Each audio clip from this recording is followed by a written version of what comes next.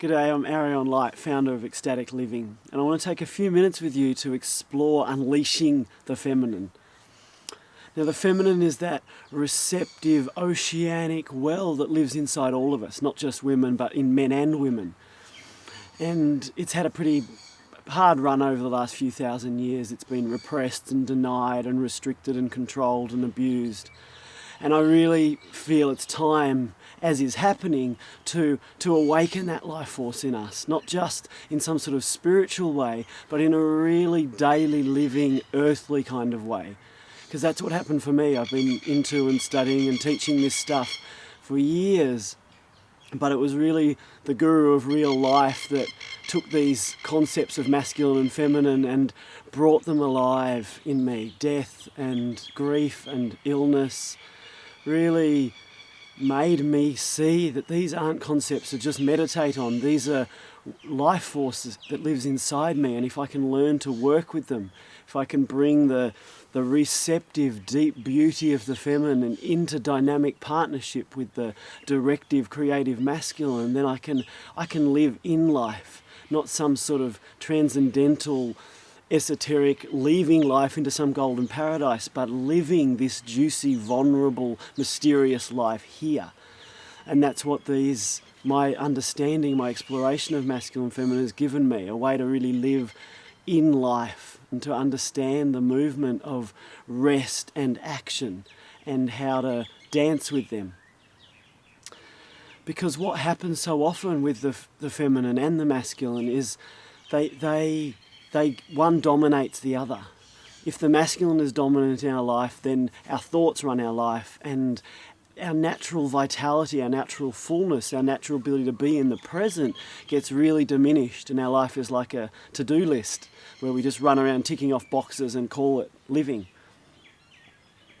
And if the feminine is dominant in our life, then what happens is our emotion runs our life, and we're moved by emotion, and that our deeper calling to create and contribute gets blocked and in the way.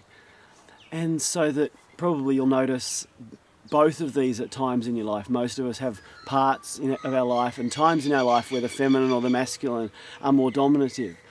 And that while that's a natural part of the flow, it can also greatly restrict the amount of juice and the amount of life we have to live, to participate in life.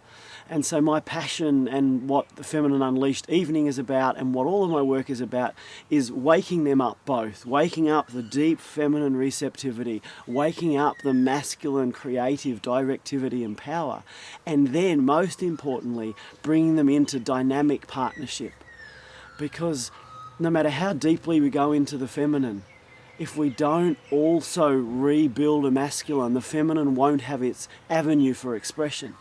And so too if we go high into the masculine, into our creative potential, but don't have our roots in the now and the beauty of our vulnerable humanness, then our life might look grand, but our experience will be hollow.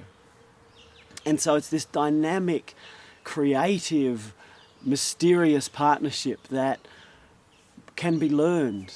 You know, I've been working with it for years, and I've trained a lot of people now, and I watch people go from a dysfunctional relationship to a creative partnership inside them.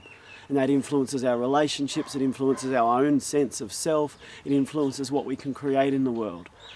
So come and explore something with me. If you're passionate about this work and you want to ground masculine and feminine into a really concrete way that you can use in your life, then come to the Feminine Unleashed evening, or come and do a weekend or a Creative Mastery 6-week program. I'd love to unleash the feminine and the masculine together inside you, to make them like a divine lovemaking.